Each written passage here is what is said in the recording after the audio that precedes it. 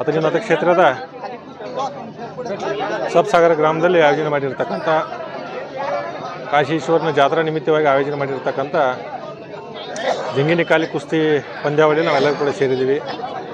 ಬಹುಶಃ ಈ ಭಾಗದ ಹೆಮ್ಮೆ ಆತ್ಮೀಯರು ಹಿರಿಯರಾಗಿರ್ತಕ್ಕಂಥ ಡಾಕ್ಟರ್ ಪದ್ಮಚಿ ನಾಡಗೌಡರು ಜಾತ್ರಾ ನಿಮಿತ್ತವಾಗಿ ಪ್ರತಿ ವರ್ಷವೂ ಕೂಡ ಕುಸ್ತಿ ಪಂದ್ಯಾವಳಿಗಳನ್ನ ಆಯೋಜನೆ ಮಾಡಿ ಬಹುಶಃ ನಮ್ಮ ರಾಜ್ಯದಾಗಿರ್ಬೋದು, ಪಕ್ಕದ ಮಹಾರಾಷ್ಟ್ರ ರಾಜ್ಯ ಆಗಿರ್ಬೋದು, ಬೇರೆ ಬೇರೆ ದೇಶದ ಮೂಲೆಗಳಿಂದ ಕುಸ್ತಿ ಪೈಲ್ವಾನರನ್ನು ಇಲ್ಲಿ ಕರೆಸಿ ಅವ್ರಿಗೊಂದು ಅವಕಾಶ ಕೊಟ್ಟು ಅವ್ರಿಗೆ ಪ್ರೋತ್ಸಾಹ ನೀಡಿ ಭಾಳ ಅದ್ಧೂರಿಯಾಗಿ ಕಾರ್ಯಕ್ರಮ ಆಯೋಜನೆ ಮಾಡಿದ್ದಾರೆ. ಅವರಿಗೆ ಸಮಸ್ತ ಅತನಿ ಮತಕ್ಷೇತ್ರದ ವತಿಯಿಂದ ತುಂಬ ಹೃದಯದ ಅಭಿನಂದನೆ ಸಂದ. ನಮ್ಮ ಊರನ್ನೇ ದೇವರು ಹಾಗೂ ನಮ್ಮ ಮನೆದೇವರಾದ ಕಾಶಿ ವಿಶ್ವೇಶ್ವರಲ್ಲಿ ನಮಸ್ಕರಿಸುತ್ತಾ, ಪ್ರತಿ ವರ್ಷದಂತೆ ಈ ವರ್ಷವೂ ಕೂಡ ನಮ್ಮ ಜಾತ್ರೆ 3 ದಿವಸ ನಡೀತಾ ಬಂತು. ಇವತ್ತು ಕೊನೆಯ ದಿವಸ, ಕರಿ ದಿವಸ. ಇವತ್ತು ಕುಸ್ತಿ ವಿಶೇಷ ಇರುತ್ತದೆ.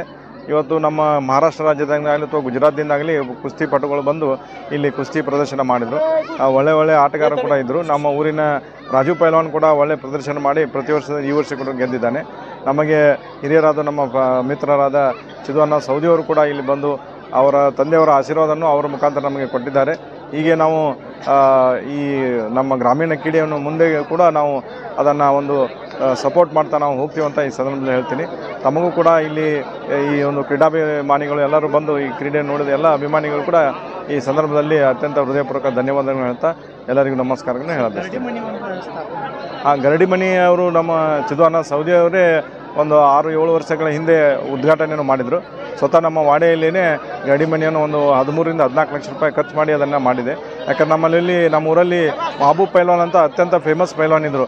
ಅವರು ಕುಸ್ತಿ ಎಲ್ಲರೂ ಆಡ್ತಾ ಇದ್ರು ಅಂದರೆ ಅವರು ರೈಲ್ವೆ ಕೂಡ ನಿಂದ್ರಿಸಿ ನೋಡಿ ಹೋಗ್ತಾ ಇದ್ರು ತಮ್ಮಲ್ಲಿ ಹಂಗಿದ್ರಂತೆ.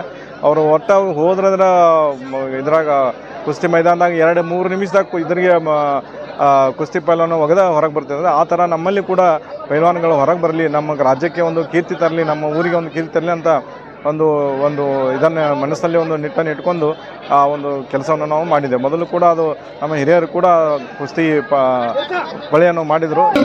ಕುಸ್ತಿ ಆಯೋಜನೆ ಮಾಡಿರೋರು ನಮ್ಮ ನಾಡಗೌಡ ಬಂಧುಗಳು ಡಾಕ್ಟರ್ ಪದ್ಮಚಿ ನಾಡಗೌಡವರು. ಅವರು ಇದಕ್ಕೆ ಕೈ ಹಚ್ಚಿರ್ಲಿಲ್ಲ ಅಂದ್ರೆ ನೀವೆಲ್ಲ ಇಲ್ಲಿ ಬಂದು ನೋಡುವಂತಹದ್ದು ಅವಕಾಶ ಇರ್ತಿರ್ಲಿಲ್ಲ. ಅದಕ್ಕೆ ಇವತ್ತು ನಾಡಗೌಡವರ ಒಂದು ಆಶೀರ್ವಾದ, ಅವರ ಒಂದು ಸಹಕಾರ, ಅವರ ಒಂದು ದಾನದ ಮೂಲಕ ಈ ಒಂದು ಪಂದ್ಯಾವಳಿ ಸಾಧ್ಯವಾಗಿದೆ.